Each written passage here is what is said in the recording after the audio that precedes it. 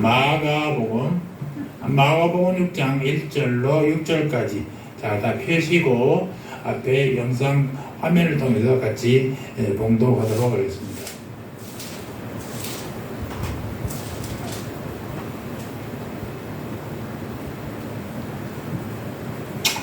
자, 1절 예수께서 그 길을 떠나서 고향으로 가시니 제자들도 곁으니라.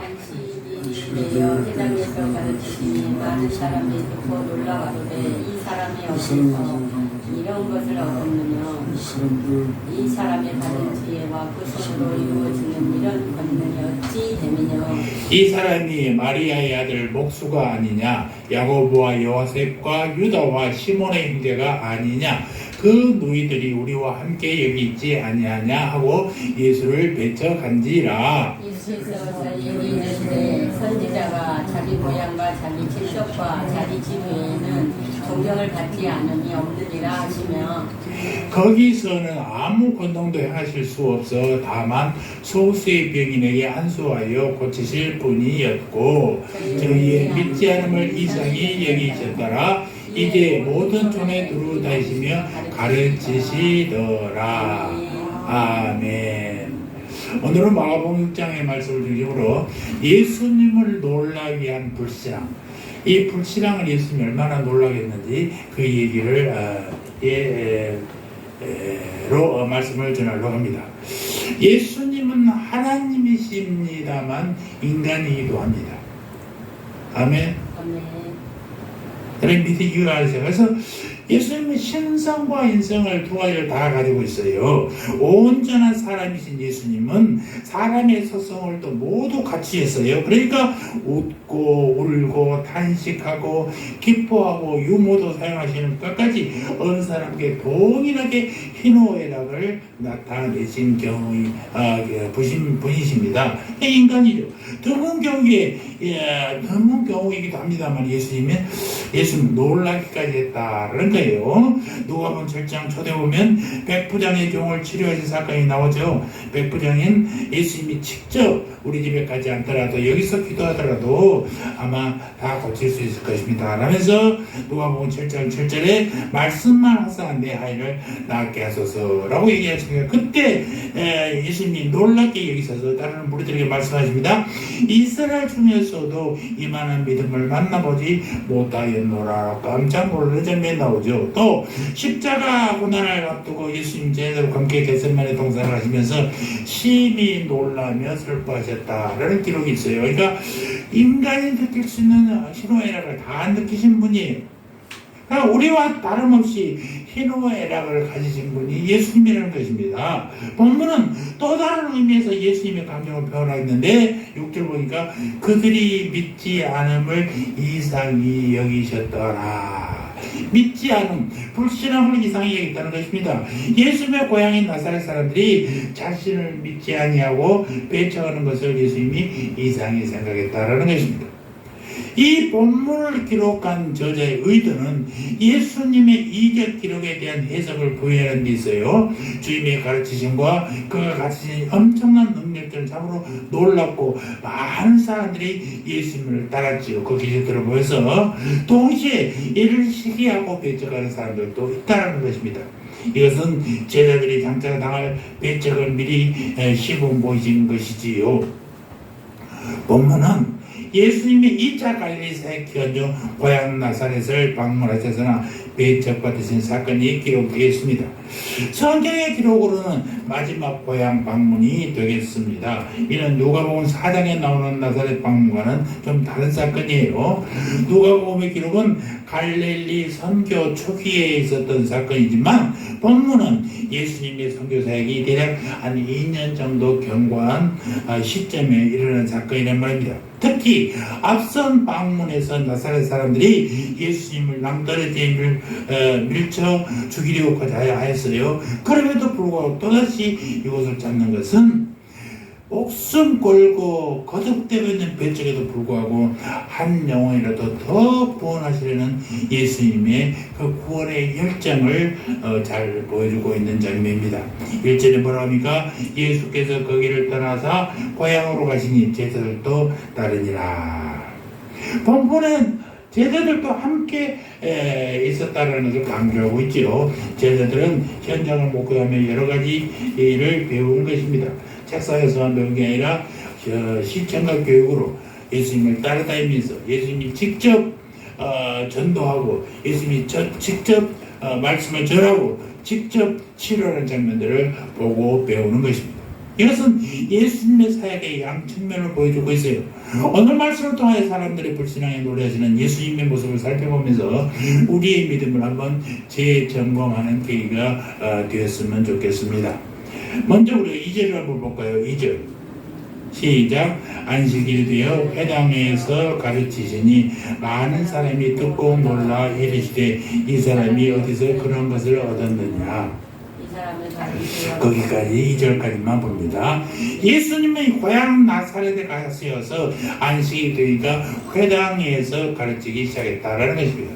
그때는 교회가 건물이 지어지지 않는 시기예요. 하나님을 말씀을 선포했던 회당에 가서 이용했어요. 그러니까 유대교와 처음부터 격리돼서 대치돼서 하는 게 아니라 그들도 하나님을 믿는 사람들이에요. 그러니까 메시아인 예수님도 그 하나님 사람들에게 정말 진정한 메시아가 누구인지를 알고 하나님을 어떻게 믿어야 되는지 가르치기 위해서 회당을 사용했어요. 그러니까 회당은 또 유대교의 예배 장소잖아요. 그러니까 거기와 유대교가 분리되기를 원치 않으신 예수님이 있단 말입니다.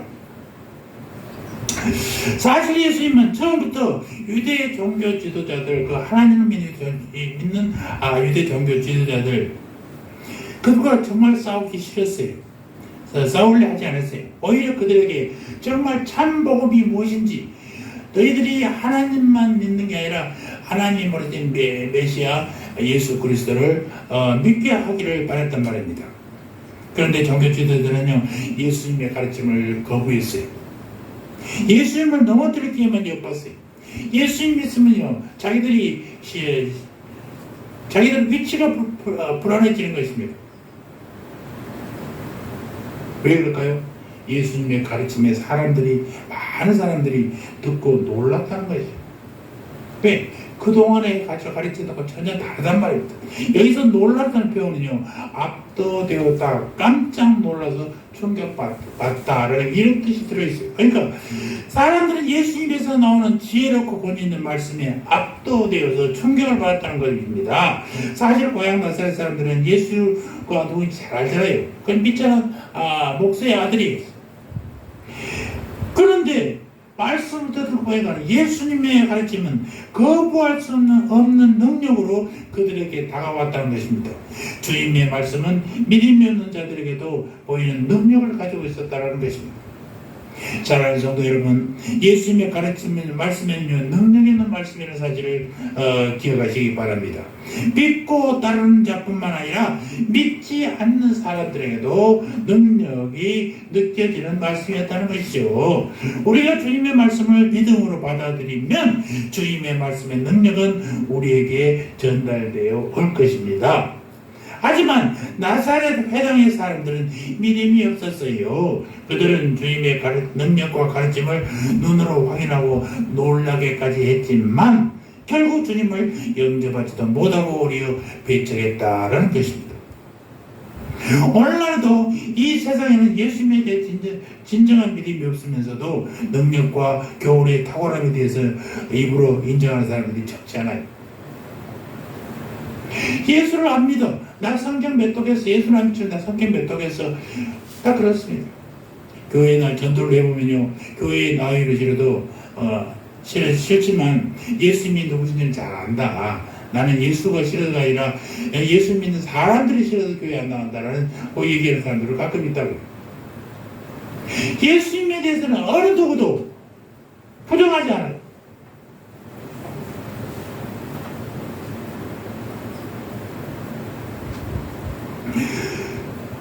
믿음이 없어도 능력과 탁월함과 교훈의 탁월함에 대해서 인정하는 사람들이 많단 말입니다. 심지어 예수님을 메시아로 받아들이지 않는 유대인들 가운데서도 그분의 능력과 교훈의 탁월함에 대해서 감탄과 존경을 나타내는 사람들이 많았다는 것입니다.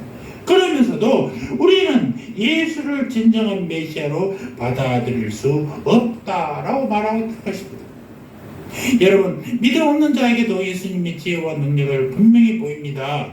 그러나 우리는 하나님 또는 그리스도에 대해서 단순한 감탄이나 존경 혹은 두려움을 진정한 신앙과 혼동해서는 안 된다는 것입니다. 유대인들이 예수님의 교훈을 듣고 그 권세와 능력을 보고 놀라고 감탄하면서도 결국 오히려 진정한 메시아인 그를 십자가에 못 박았던 사실을 우리는 기억해야 됩니다. 하나님이나 예수님을 인정하면서도 얼마든지 불신앙이 될 수 있다니까요.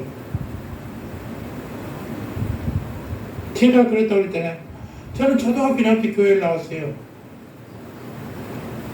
그냥 하나 예수님이 나하고 무슨 관계를 대학 4학년 때 알았다니까요. 누구도 나보고 참으로 착한 크리스찬 학생이라고 그랬지. 그러나 나는 너무나 부끄러웠어. 진정한 예수가 어떤 분인지를 알고 나서 얼마나 부끄러운지. 그 젊은 청년들에게, 젊은 학생들에게 예수 만나라고, 예수 체험하라고, 성령 체험하라고 늘 얘기합니다. 나도 20대 애들 알았더라면 군대 목사가 있는 제도를 알았더라면 나는 군대로 갔을 거예요. 청년들에게 정말 복음을 전하고 싶었어요. 그러나 늦게라도 하나님이 써주신 것에 감사하고 겸손해지게 만든 것에 대해 정말 감사를 드리는 것입니다. 하나님이나 예수님 인정하면서도 얼마든지 이렇게 불신앙인 상태로 남아있는 사람들은 많단 말입니다. 교회에 나온다고 해서 다 신앙인이 아니에요. 그러니까 인정하는 것, 예수가 능력이 있고 뛰어난 사람이라고 인정하는 것과 영접하는 것에는 엄연한 차이가 있다는 사실입니다. 복음서에 보면, 특히 야고보서 2장 19절에 보면 내가 하나님을 한 분인 줄 믿느냐 잘 아는도다. 귀신들도 믿고 떠느니라. 귀신들도 예수님을 알아요. 저분이 어떤 힘을 가지고 있는지, 저분을 만나면 우리는 다 쫓겨나는지도 안단 말입니다. 귀신들도 저도 예수님 뭐라고 해요? 저분은 하나님의 아들입니다라고 해요. 그렇다고 귀신들이 하나님을 쫓습니까? 하나님을 추종합니까? 믿습니까? 안 그래요. 그러므로 성도 여러분, 우리는 믿노라 하면서도 단지 하나님과 예수님을 인정하고 감탄하는 정도에 머물러서는 안 된다는 것입니다. 우리는 적극적으로 마음을 열고 우리의 중심에 주님을 모셔드리고 주님의 뜻대로 사는 데까지 나아가야 된단 말이에요. 지난주에 기도원에 가서 어떤 목사님이 우리가 지옥에 가는 것은 죄 때문이 아니래요. 회개를 못해서 그랬대요. 천만의 말씀. 죄 때문에 지옥에 가는 거예요. 아멘. 죄 때문에 가는 거예요. 그 죄를 누가 예수님의 보혈로 씻어 주셨잖아요. 그것을 믿으면 우리는 구원받는 것입니다. 분명히 알아요. 우리 기독교인들은 다 죄인이라고 그러습니다. 여러분 다 죄인이라고 그러죠? 여러분 죄인 아닙니까? 죄인이에요. 그런데요, 어떻게 생각하지 아세요? 나는 괜찮은 죄수라고 생각해요. 죄인이라고 생각해요. 저 사람은 질 나쁜 죄인이고 나는 괜찮은 죄인이라고 생각해요. 왜? 나는 교회도 꼬박꼬박 다니고요. 11주도 꼬박꼬박 하고요. 주일에 예배도 늘 참석하니까. 나 하루에 몇 시간씩 기도하니까. 나는 괜찮은 죄인이라고 생각해요. 그런 사람 누구예요? 성경에? 바리새인들이 그랬어요. 성경에 죄인, 괜찮은 죄인이 천국 가는 거 맞습니까? 없어요. 죄는 어떻든 크든 적든 많든 작든 죄는 우리를 하나님께서 분리시켜버려요. 하나님 가까이 못 간다니까요. 거룩하면서 멀어져 버린 거예요. 여러분 기억하십시오. 괜찮은 죄인 절대 아닙니다. 우리는 그냥 죄인이에요. 예수 그리스도 때문에 그 죄를 예수 그리스도의 십자가 보혈 때문에 우리가 구원받았을 뿐입니다. 그렇게 지시면 안 돼요. 괜찮은 죄인이 있을 수 없어요. 그래서 우리의 중심에 늘 예수를 믿고 살아야 돼. 예수가 내 삶을 주관해야 돼. 내 생각을 주장해야 돼.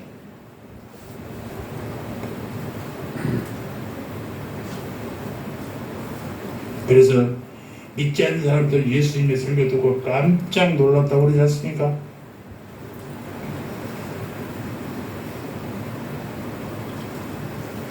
예수님의 능력을 이렇게 믿지 않는 사람에도 능력이 보여지게 된다는 사실입니다. 두 번째, 3절을 한번 봅시다. 3절 다 같이 시작.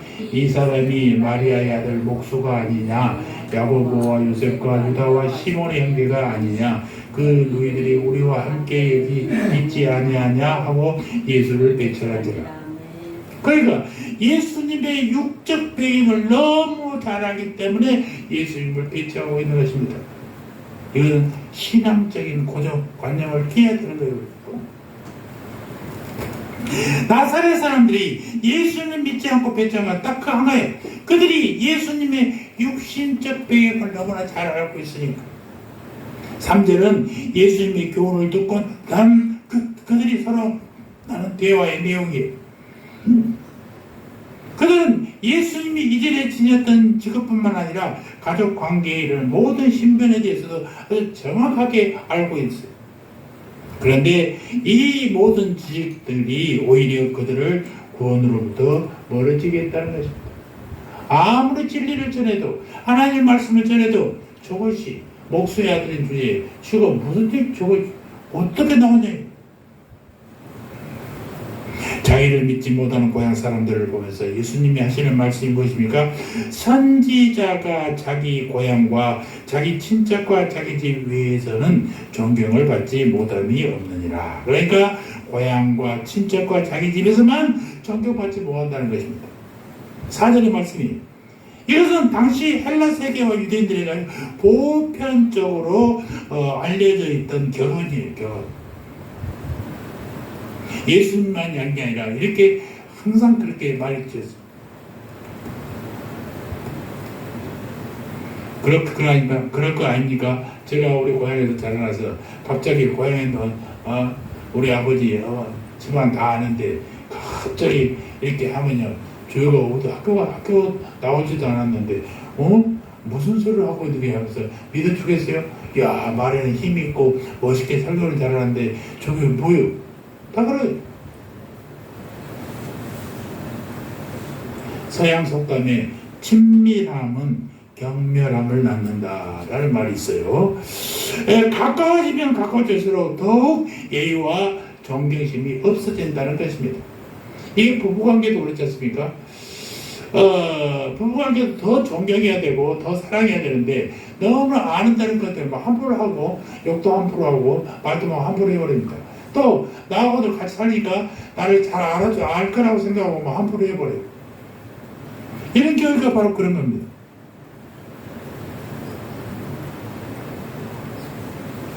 가까이 있으면 가까이 있을수록 더 잘한다고 생각하기 때문에 자신이 이미 그어놓은 고정관념을 속에서만 그를 바라보기 때문에 그렇단 말입니다. 나사렛 사람들은 자기들이 섣부른 고정관념에 사로잡혀서 하나님의 아들인 예수 그리스도의 진면목을 전혀 보지 못하고 있는 것입니다. 사랑하는 성도 여러분, 우리는요 우리 자신의 신앙적 고정관념을 깨뜨려 버려야 돼요.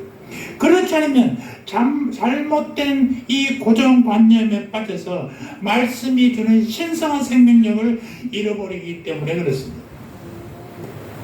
고정관념에 빠진 사람들은 어떤 사람들이냐? 예를 들면 스스로 성경을 잘 알고 있다는 이 교만. 그래서 앵간한 말씀이나 설교는요 귀담아 들으러 가지 않아. 내가 성경을 몇 독 했는데 또 목사님의 성경 본문만 딱 보고 나서 오늘 오늘 성경 그렇게 그만하고 팔짱 끼고 눈 감고 있는 사람, 이 교만에 빠진 사람들, 그 다른 생각하고 있어요. 그러면서 목사님 설교는 뭘 해도 안 되네 해사고 이런 평이나 하는 것입니다. 이런 사람들은 이제 결코 성숙한 신앙이 될 수가 없어요. 도리어 신앙이 퇴보하게 되고 심하면 신앙을 버리는 상태에 이르게 된단 말입니다. 가끔 교회마다 그 성경 일독 한 1년에 몇 독 했다는 사람들, 나는 도대체 그걸 이해할 수 없어요. 성경을 300독 했다고 하면 하루에 한 독씩 했다는 얘기 아니에요. 365일인데 어떻게 한 독을 성경을 해요? 장수 넘기기도 바쁠 것입니다. 제가 신대원 때 아침 4시간, 점심 먹고 4시간, 저녁 4시간, 12시간씩 하루에 성경을 읽었는데, 그것도 기계로 우리 거의 눈으로 읽는 속도 정도로 읽었는데요.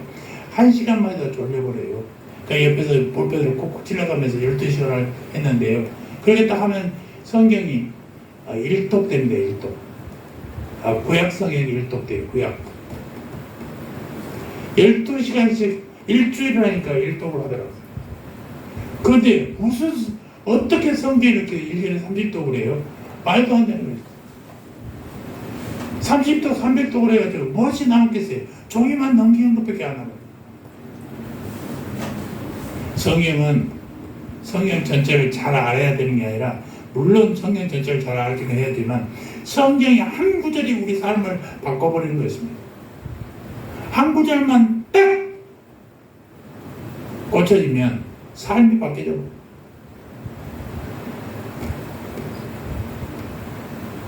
이렇게 영적 교만에 빠져있는 사람들은 절대로 성숙한 신앙이 될 수 없어요. 도리어 신앙이 퇴보되고 신앙을 잃어버린 상태에 이르게 된단 말입니다.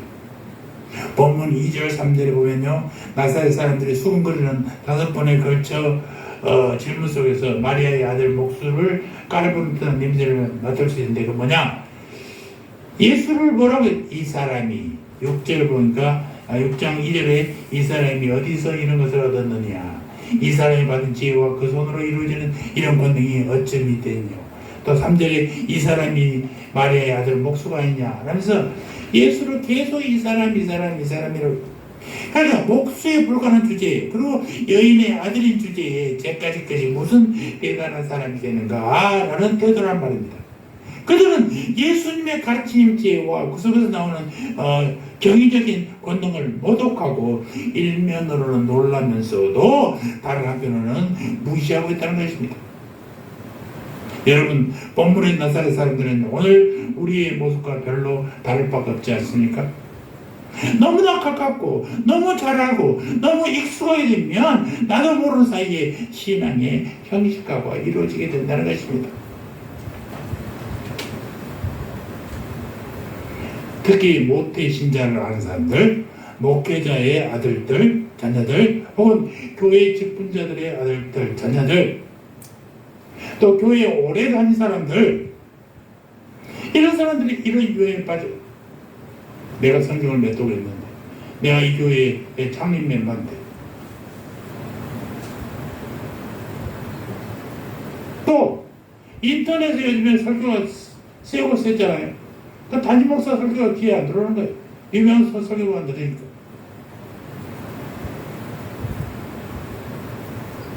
그 끄떡하고 단임 목사 설교를 비평해. 저 목사는 이렇게 하는데, 목사님은 이렇게 하십니까?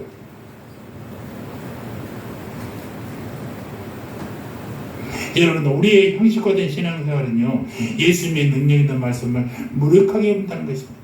그리고 우리 믿음을 실패하게 만들어져. 그래서 우리는 날마다 신앙적인 고정관념을 깨뜨려야 돼. 이해까지 내가 알고 있는 것, 또 새로운 것을 다시 한번 생각해보는 것. 내가 알고 있는 전부가 아닐 수 있어요.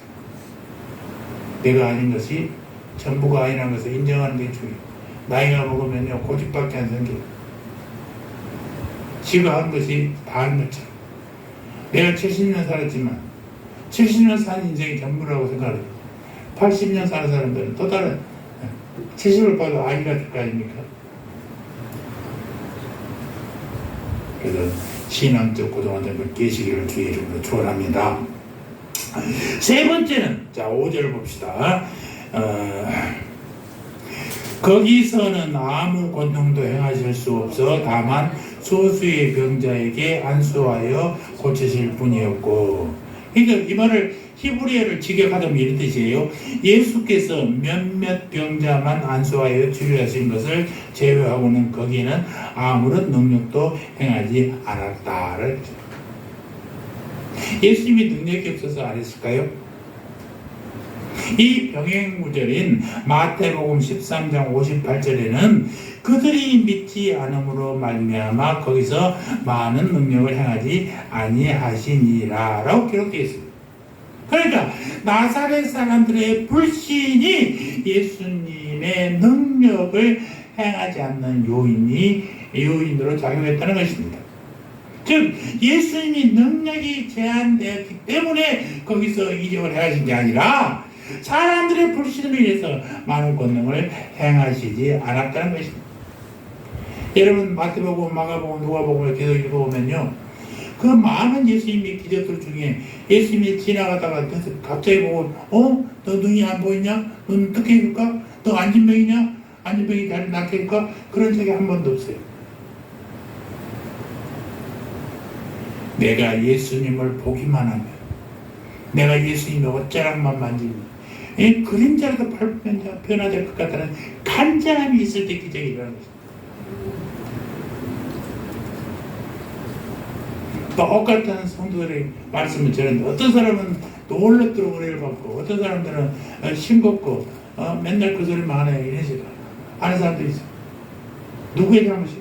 설교의 능력이 없어서요? 말씀의 능력이 없어서요? 천만의 말씀. 바다는 자기가 문제가 있는 거예요.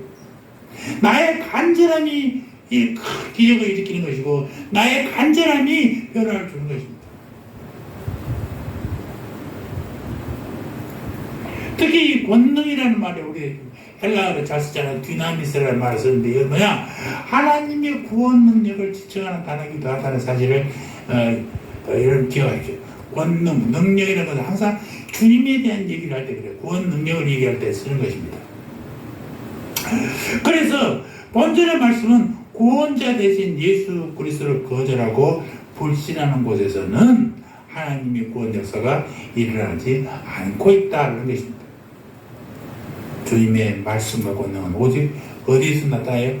믿음으로 받아들일 때 나타난다는 사실을 잊지 마시기 바랍니다. 사랑하는 성도 여러분, 불신은 하나님의 은혜를 가로막는 무서운 영적 질병이에요. 우리는 하나님께서 우리에게 은혜를 베푸지 않는다고 불평해서는 안 된단 말입니다. 다른 사람들 잘만 주시는데 왜 나는 죽고? 누구의 잘못이야? 하나님이 잘못이요? 내 잘못이요? 내 잘못이요.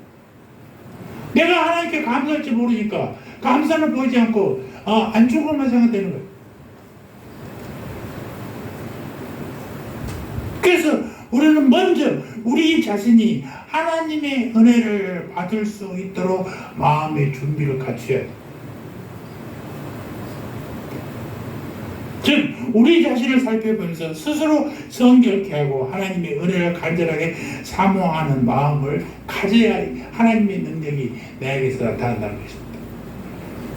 그러할 때 교만한 자는 물리치시지만 은혜를 사모하는 자는 그 겸손한 자에게는 넘치도록 은혜와 능력을 베푸시는 하나님께서 우리의 준비된 마음 그릇을 보시고 때에 맞춰 적절한 은혜를 넘치도록 내려주실 것입니다.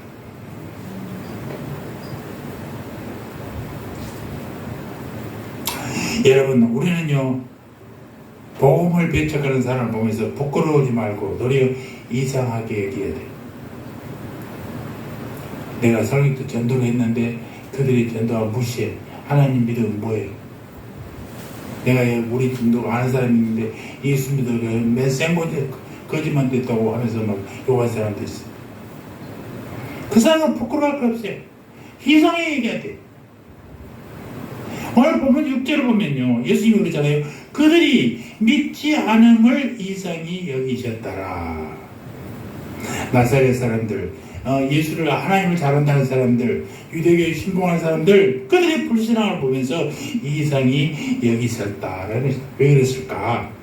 왜냐하면 천국의 존재는 너무나도 당연한 사실뿐 아니라 주님의 능력이 있는 사역이 이를 확증하는데도 불구하고 그들이 믿지 않고 있기 때문에 그렇다는 것입니다. 이는 마치 예수님의 이적을 눈으로 이적으로 눈을 뜬 소경이 그리스도가 어디서 왔는지 모르겠다고 말하는 바리새인들을 오히려 이상하게 생각한 것과 같단 말입니다. 소경은 자신의 체험으로 봐 분명히 예수 그리스도 이분이 하나님께로 온 것을 너무나 당연하게 여기고 있잖아요. 우리 역시 복음을 전할 때 이와 같은 태도를 지녀야 됩니다. 사회주의 혁명을 위해서 열심히 투신했던 한 사회주의자는 어느 그리스도인들에게 이렇게 말했답니다. 우리는 인간이 만들어낸 사상을 가지고도 이렇게 확신이 있는데 왜 여러분들은 하나님의 진리를 전파하는데도 그토록 확신이 없습니까? 라고. 사회주의가 결국은 실패했잖아요. 간단히 얘기해서 다 같이 벌어서 다 같이 나눠먹고 하는 사회주의. 그럴 수가 없어요. 다 같이 벌어 다 같이 먹을 수가 없는 거예요. 그럼 교육으로도 안 되는 거예요. 우리 어머님은 초등학교도 못 가신 분이에요. 제가 늘 하시는 말씀이 6.25 때 공산군들이 와가지고 농사 지은 사람들 제일 싫어했잖아요. 부르주아라고. 다 같이 농사 지어서 같이 나눠 먹자고 그래요. 그 도대체 이해가 안 된대. 무시가 배운 걸 지었는 우리 어머니도 이해가 안 된대. 왜? 내가 열심히 해서 내가 벌어서 내가 먹는 건데 남을 해끼지도 않고 하는데 왜 내가 벌어서 남을 줘? 이해가 안 되는 거예요. 그 공산당이 정말 싫었대. 말은 번들어요. 되지가 않아요. 북한에도 그렇게 공산 배급 주면서 하다가 지금은 배급이 어려우죠. 장마당에 쓰잖아요. 장마당이면요 인간이 서로 나눠 먹고 교환할 수 있고 그런 거예요. 그래 견디서 살아나는 거예요. 사도 바울이 이렇게 로마서 1장에서 얘기했어요. 내가 복음을 부끄러워하지 아니하노니 이 복음은 모든 믿는 자에게 구원을 주시는 하나님의 능력이 됨이라. 먼저는 유대인에게요 그리고 헬라인에게로다.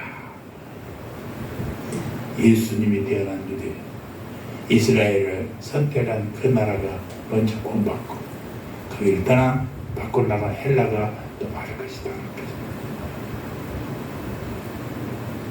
여러분 불신은요 오직 아담의 자손들에게만 있는 영적 질병인 것을 믿으시기 바랍니다.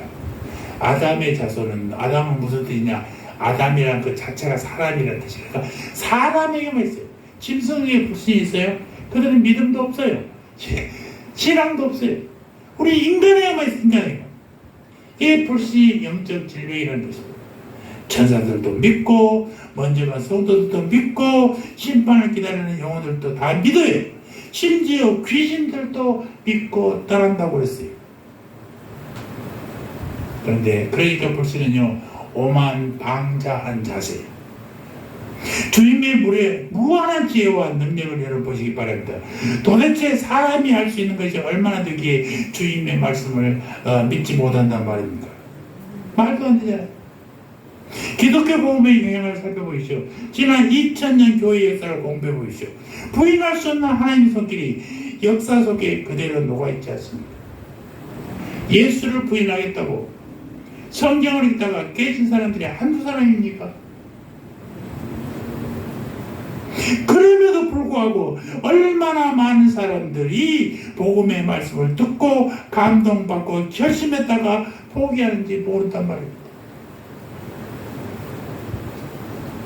이 세상에서 가장 이상한 것은 계시의 빛 앞에서 이를 믿지 않는 인간의 불신함. 예수님은 나사렛 사람들의 불신함에 놀라워하셨고 이상히 여기셨어요. 도대체 왜?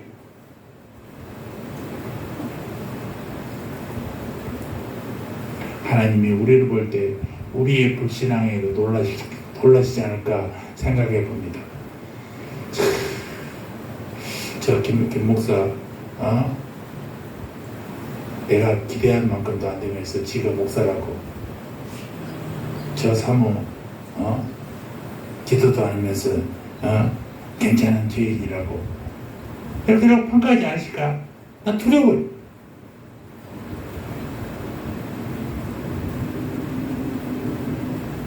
불신의 현장에는요, 하나님 나라의 약속이나 온갖 좋은 것들이 무용지물이 되어버린다는 사실을 여러분 잊지 마시기 바랍니다. 불신은 주님의 은혜를 방해해요. 여러분, 차라리 우리의 믿음으로 주님을 놀라게 해드려야 하지 않겠습니까? 야, 저 정도였어? 와, 내가 그동안 몰랐네. 하나님이 나를 보면서 이 정도는 돼야 되지 않겠어요? 저게 신앙이 별로 없는 줄 알았더니 꼭 괜찮네. 이런 평가를 드려야지. 오늘 본문의 앞쪽인 마가복음 5장에는 혈류증 환자를 고치는 모습이 나오고요. 회당장 야이로의 딸이 살리는 모습이 기록되어 있어요. 주님은 이 두 경우 모두리 그들의 믿음을 보시고 기뻐하셨다고 평가하고 있어요. 나사렛 사람들의 불신앙, 예수님 배척하는 모습, 이것은 혈류증 여인이나 회당장의 믿음의 모습과는 극명하게 다르잖아요. 그들은 믿고 따랐지만 알면서도 안 따른 사람들이 되어